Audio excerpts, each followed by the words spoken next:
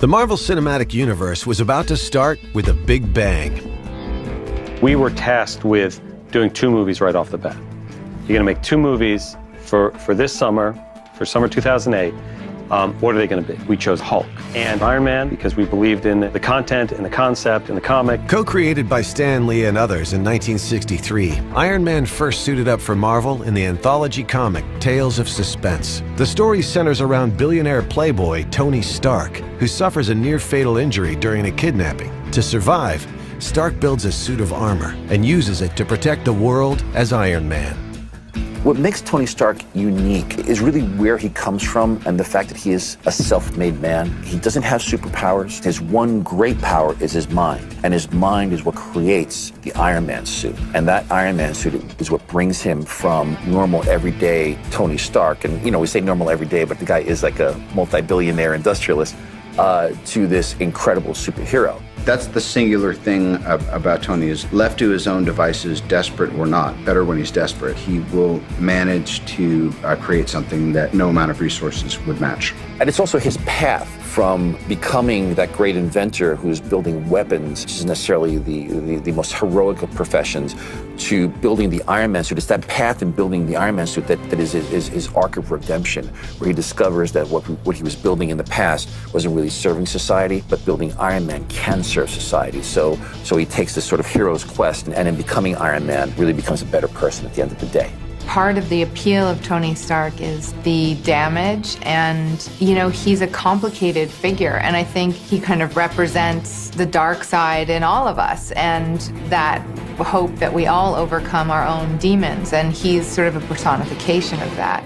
While comic book fans were well aware of the adventures of Iron Man, many in the general public had yet to discover the character. To some, Iron Man was simply a B character, not nearly on the level of some of the company's more popular creations like Spider-Man and the Hulk. The company would be taking a huge risk launching their new studio with this little-known character. The secret to the Marvel comics, of course, is character. I don't believe in the tiers. I don't believe in A tier, B tier, C tier. It's up to us to make them all A. Because in the comics, they are. When you have a character that's been around 45 years, 50 years, that's an A character, that's an A franchise. And then it's our burden to convince the rest of the movie-going public that that's the case. Iron Man was a property that had been kicking around town. It had been at New Line. They hadn't really had a way into making it. And I think everyone at Marvel kind of knew that there was something cool about this character, Iron Man. Back then, I literally spent, 6 months reading every Iron Man comic book, reading through all of them, pouring through all of them, and just trying to put together packets of material. And we went out to, I think, about 30 writers, and they all passed. No one was interested in writing this movie. Marvel Studios is doing their own thing. They've never made a movie before. No takers. So we just kept sending out this packet in a letter. Iron Man's a character, 60 years of history, one of the mainstays of Marvel, pass, pass, pass, pass. And we were like, what are we gonna do? And so we were really excited once people actually started coming in for pitches. And then of course, as we shaped the film, even when we were trying to get rewrites during production on the first movie, we would go out to writers and they would pass. Nope, not interested in rewriting this thing. And we were like, we'll pay you, just come rewrite it. And everyone kept saying no. And since then, I've met with some of the writers that passed on it, and they all feel like, oh my God, I can't believe I passed on Iron Man. Who knew it was gonna be such a cool thing? But whatever it was, that energy of how the first film came together and how we were doing it from the ground floor up, all in-house at Marvel, it's really special. But I think as we started digging through that material, it became apparent that there was a hero there that was kind of unlike all the others. With Marvel executives on board to make Iron Man their first feature, they now had the daunting task of finding the right components to make the superhero fly at the box office. Perhaps the biggest question was, who was going to direct the film? For that, Marvel decided to gamble and go with an unlikely choice. All the action's going all along this line. There are 2 burning hulks of cars here, a lot of smoke, a lot of stuff crossing, very disorienting. We're on the road, the road's here, you're in the sand when you get out. Wherever you end up, that's where the thing's gonna go off and explode. By the first half of the decade, Jon Favreau was best known as an actor in independent films like Swingers. While he had directed some successful films, making a big-budgeted action film was not part of his resume. What he did have, though, was something Marvel believed was key in bringing Iron Man to the screen. When it came to looking for a director on Iron Man, John was one that rose to the top very quickly. Favreau is an amazing filmmaker and his amazing intellect. So the meetings were great. He had ideas that were awesome right off the bat. My memory of this is that it was one of those early meetings where he said you should start with the accident. You should start with the convoy attack. and then flash back and lead back up to it. That just is the one that pops to my head as one of the very first things I ever heard him say about the movie. That is right there. John is just, he's such a great actor, and he's such a great actor's director, and he's brought a real sense of story and truth and humanity. The real trick is, how do you make something that's ridiculous in the comic book actually plausible in our film? And how far can we stretch it before we break the tone? 3, 2, 1, go!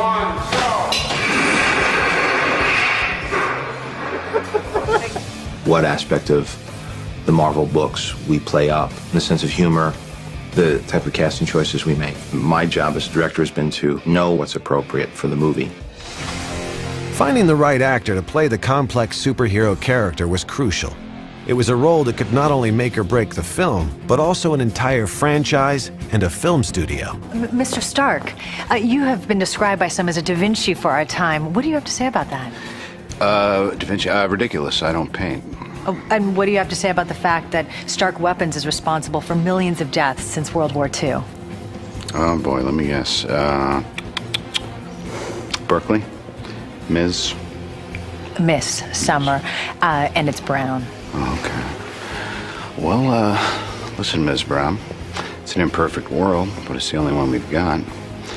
I assure you the day weapons are no longer needed to keep the peace, I'll happily transist to manufacturing bricks and beams for baby hospitals, making hemp pants and the like, but until that time, can I get you a drink? Ever since Robert was announced as being Iron Man, people really dug the idea. Nice to see you, Toby. Thanks for dressing up. He's a hell of a guy. We knew Robert Downey Jr. is gold. People have loved him for so long, and they all want him to do well. I had always wanted to work with Robert. It had been kind of one of my lifelong ambitions. Robert is just utterly brilliant and completely gifted and totally wacky and his own amazing creation. The reason that I'm playing Tony Stark, the reason that I'm involved in Iron Man, the reason that I'm so excited is I'm crazy about movies. That's why I wanted to become an actor. Superheroes who manufacture weapons and then build one that they wear and use, to me, is just a complete nerdgasm. Do a weather and ATC check, start listening in on ground control. Sir, there are still terabytes of calculations needed before an actual flight is a Jarvis, sometimes you gotta run before you can walk. Ready? In 3, 2, 1.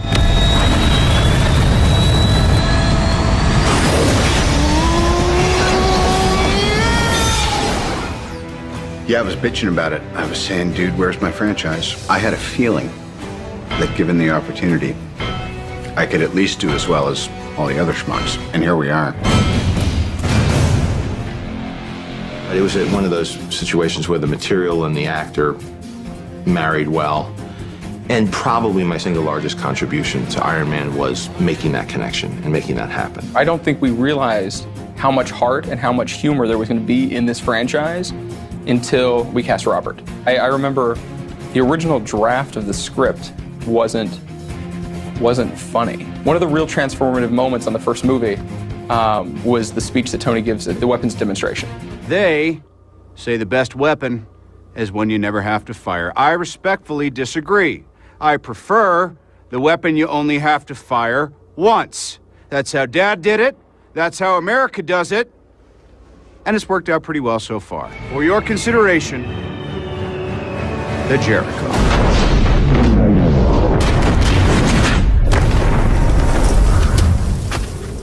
Robert brought such an insight into that scene of, I'm arrogant, I'm charismatic, I'm kind of a jerk, I'm impossible, but you like me. I'll be throwing one of these in with every purchase of 500 million or more. It's a piece. And whatever that was that he brought together in that scene, that's when we all started to realize that this franchise could be funny and could really have heart, because he was so sympathetic. Where to, sir? Take us to the hospital, please, Effie. No, Tony, No you is a have to go to complete the answer. hospital. I don't The have doctor to do has anything. look I've at been in you. captivity for 3 months. There are 2 things I want to do. I want an American cheeseburger. And the other That's enough for that. is not what you think. I want you to call for a press conference now. Call for a press conference? Yeah, Hogan, What on drive. earth for? Cheeseburger first. Playing someone who's conflicted, and conflicted for the right reasons, and conflicted and doesn't see the potential that they have, and then starts living in accordance with a code is a great old-fashioned theme. But I hadn't ever imagined that I could be involved in something that demonstrates it on the scale. With Robert Downey set in the lead role, other actors enthusiastically joined the cast. The other cast fell into place very easily because there's a lot of fans. There's a lot of fans. And people really seem to like the idea of working with him and I together. We're a hell of a team. Maybe you can't tell just from this snippet, but boy, does it work. You just look at the footage, speaks. And people who wouldn't normally do that kind of movie were reaching out. It's like whoever we wanted, we were getting. Hey, Potts. Making the first Iron Man was one of the most special experiences I've ever had, and I think John and Robert and I had like a chemistry and a friendship together and a creative freedom. People say, you know, well, the suit's the real star and the thing, and it is his fetish. And it is the thing that when I am reading any incarnation of the Iron Man comics, I can't wait. I'm happy to see he and Rhodey futzing around and all this, but I'm like, when's he gonna suit up and kick some ass? Because that's where the cool graphics are, that's where the dialogue gets very choppy and Sergeant Rock and all that stuff that I adore. That's the coolest thing I've ever seen. Not bad, huh? Let's do it. For Downey, one of the biggest challenges of the role was donning the costume and its heavy weight. The iconic suit was designed by a group of Marvel artists, including Ryan Meinerding. Ryan Meinerding, who is one of the most talented concept artists in the entire industry, you know, we thought he could do something cool with Iron Man. I would get packets from Marvel saying, like, you know, these are the basic breakdowns of different artists, and, you know, use them as inspiration as you see fit, at least for that initial concept phase. It becomes difficult to figure out how to incorporate more of the comic book design themes because a lot of them are really based around human anatomy and not so much about the mechanical. And you know what? Omni magazine 20 years ago is reality today. And Popular Mechanics now has people diving in what looks like an Iron Man suit from the ionosphere into a safe landing on Earth. We're really verging on this time where science and mythology are inseparable. You know, the guys that were most responsible for the Mark III design on the first movie were Adi Granov and Phil Saunders. And they did go through a pretty lengthy design process to sort of find something that felt like Iron Man and felt like it could be believable and felt real. Adding that sense of realism is really what drives Iron Man. And I think that that's probably the most profound design theme in most of the stuff we do. One of the design challenges was designing a practical suit that could actually be worn. Shooting practical elements seems big and expensive, but it's actually less expensive than the type of digital work that would be required. There's a lot to be learned and gained from incorporating practical elements even to the digital work. So we just created that work in our environment. The reality of trying to cram somebody into that thing and make it work, understanding like how easy it would be just to say, oh, in the digital world, they'll just cheat that shoulder outward and it'll make it look heroic. Sort of having that limitation to say they're going to have a practical suit definitely makes it more believable. For suit construction, Marvel enlisted veteran effects company Stan Winston Legacy Effects. When we came on, there was an inherited, you know, Bible of looks, lots of different looks and lots of different things. The thing about a studio like ours, it's a core group of absolute comic book, I hate to use the word, let's call them fans. We're fans, but we truly are. And also, you fuse that with the love of art and anatomy and all of that. But you have to fuse both worlds. Everybody knew, like, it's got to be what happens if this comic book proportions are brought to life. So that was the interesting challenge of getting the right proportion of the suit to the girth of the shoulders, to the size of the head. And when we were modeling it, I kept forcing the issue. Collectively, we all did, but I kept forcing, like, make the head smaller, smaller, smaller. Make it as small as you possibly can. Make the legs as long as you possibly can. Then Robert Downey was cast when most of the model was kind of done. Then we had to scan him and kind of fit him in from the hips up because he had to operate the thing. So finally, the maquette, like the one that you see behind, from the waist up, Robert Downey fits into that. But the other proportions are correct, and I think it was a really successful merge of that. And then I was looking at the printouts going, there's no human being on earth that's got broad shoulders and little itty bitty hips and a head about this big. But we found some really great and talented stuntmen performers that were very athletic, very fit, and they fit lengthwise into the suit as well as the upper proportions. And the audition basically was, we must have seen 25 guys come in. The audition was, can you fit this helmet on? Because if you can't fit the helmet, you can't be in the Iron Man suit. So it was kind of like Cinderella's slipper, really. It was like, if you don't get if you can't come out of the helmet, so, you know, there were guys just trying so hard, like, oh, I can do it. The first half hour of being in the Iron Man suit is like the coolest Halloween you ever had. You're getting ready and you just catch a glimpse and you go, that's right, Grandma'd be proud. And then, because it's not really designed for guys to wear, you only have so much energy, you only have so much charge in your batteries every day. So it was tough, but yeah, it's a badass suit. Some aspects of it are amazingly ergonomic, and others, though designed by the greatest team in history, are less. She's among the greatest props I've ever seen. The best translation of a character from a comic to a film that we've had on any of our films. And when you see your actor and your stuntman walking around in that suit, Iron Man is there. What can we do today? Voila! That was probably one of the coolest moments for me, like working in movies, because it was literally like Iron Man was standing right there. Good luck keeping up.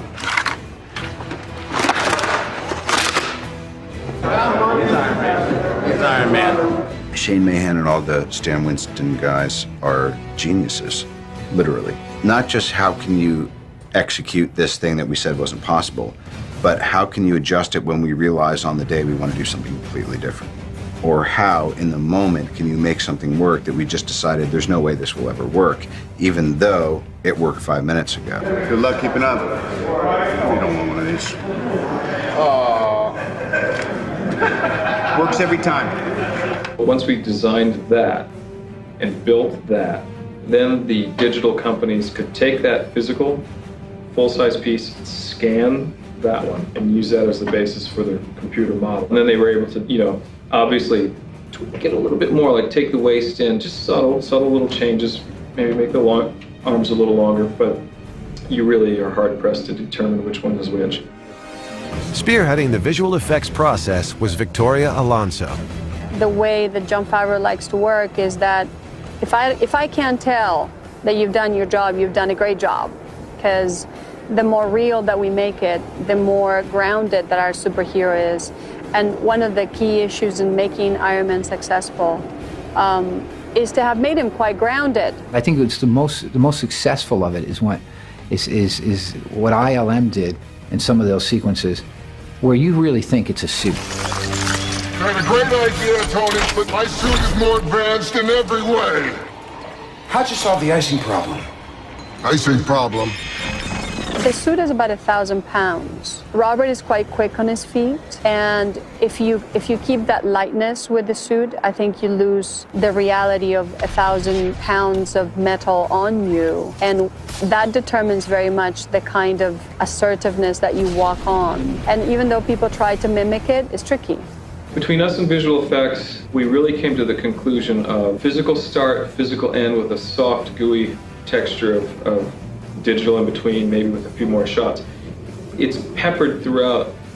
It's pretty nicely peppered from that's real, that's digital, that's real and digital. It's like you can't quite tell, and I think if you have to work that way so that you fool the audience's eyes. It's imperative that we keep that relationship with Legacy, because so much of what they can give us, and you can actually put onto a body, so much of it becomes alive when Robert Downey Jr. puts it on. And we learn so much about the character that he inhabits, that if you don't have that, as good as we are in the computer graphics world, the gift of the actors, what they bring to the table, is something that we almost get there, but we don't quite get there. Still try to keep it grounded and as real as you can, because that's the world we live in. The Marvel Universe portion of it, of Iron Man, is very grounded in today's world.